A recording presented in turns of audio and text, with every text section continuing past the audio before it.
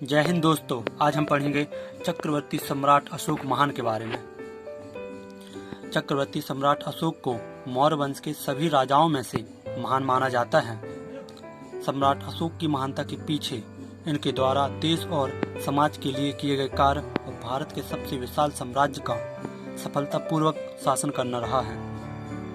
इनका पूरा नाम चक्रवर्ती सम्राट अशोक महान, इनका अन्य नाम देवनामप्रिय, प्रियदर्शी, मगध का राजा, अशोक मौर्य, अशोक वर्धन, अशोक महान। इनका जन्म 304 ईसा पूर्व पटना या पाटलिपुत्र बिहार में हुआ। इनके पिता का नाम राजा बिंदुसार मौर्य, इनकी माता का नाम सुभद्रांगी था। इनकी पत्नियां पद्मावती, करुबाकी, तिष्यरक्षा, देवी। करुबाकी सबसे प्रिय पत्नी थी। इनके पुत्र एवं पुत्रियां महेंद्र मौर्य, तीवर मौर्य, कुणाल मौर्य ये पुत्र थे। चारुमती, संघमित्रा ये पुत्रियां थीं। इनका राज्याभिषेक 269 ईसा पूर्व में हुआ। इनकी शासन अवधि 269 ईसा पूर्व से 232 ईसा पूर्व तक रही। इनके उत्तराधिकारी दशरथ मौर्य हुए। इनकी मृत्यु 232 ईसा पूर्व पाटलिपुत्र पटना में हुई। जैन श्रुति के अनुसार अशोक ने बिंदुसार की इच्छा के विरुद्ध मगध पर शासन किया और शैली अनुसूची के अनुसार अशोक ने अपने 99 भाइयों की हत्या करके सिंहासन प्राप्त किया था। राजगद्दी पर बैठने के समय अशोक अवंती का राज्यपाल था।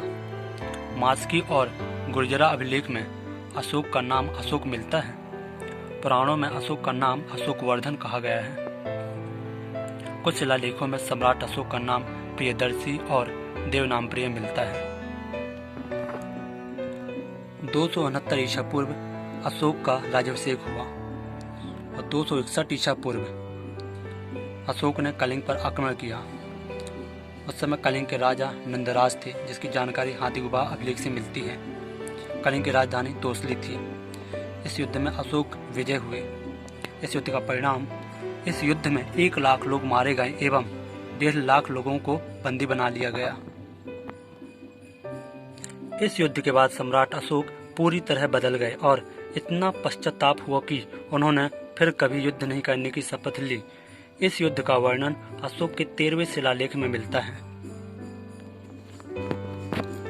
259 ईसा पूर्व अशोक के राज्याभिषेक के 10वें वर्ष अर्थात 259 ईसा पूर्व में अशोक ने बोधगया की यात्रा की। 255 ईसा पूर्व राज्याभिषेक के 14वें वर्ष अशोक ने धर्म प्रचार प्रसार के लिए धम्म महापात्रों की नियुक्ति की।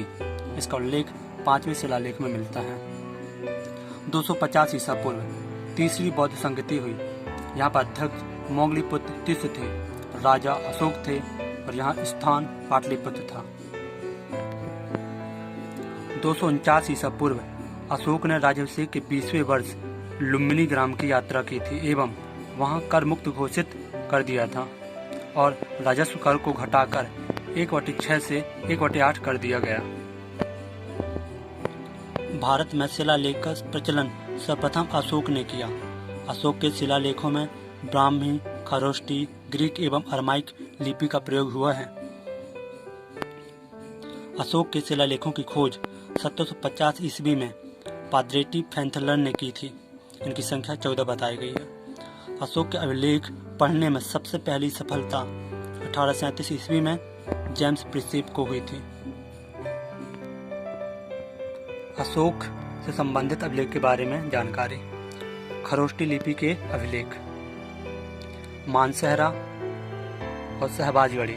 मानसहरा हजारा जिला पाकिस्तान और शहबाजगढ़ी पेशावर जिला पाकिस्तान। अरमाइक और ग्रीक लिपि के अभिलेख।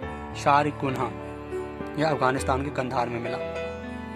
इसके अतिरिक्त समस्त शिलालेख, लघु शिलालेख, स्तंभ लेख, लघु स्तंभ लेख सभी ब्राह्मी लिपि में हैं। दोस्तों, नेक्स्ट वीडियो में अशोक से संबंधित अन्य जानकारी के बारे में पढ़ेंगे। इनमें शिलालेख, लघु स्तंभ लेख, गुहा लेख अन्य होगा। दोस्तों, यदि यह वीडियो आपको पसंद आई है तो चैनल को सब्सक्राइब करें, वीडियो को लाइक एंड शेयर करें। जय हिंद।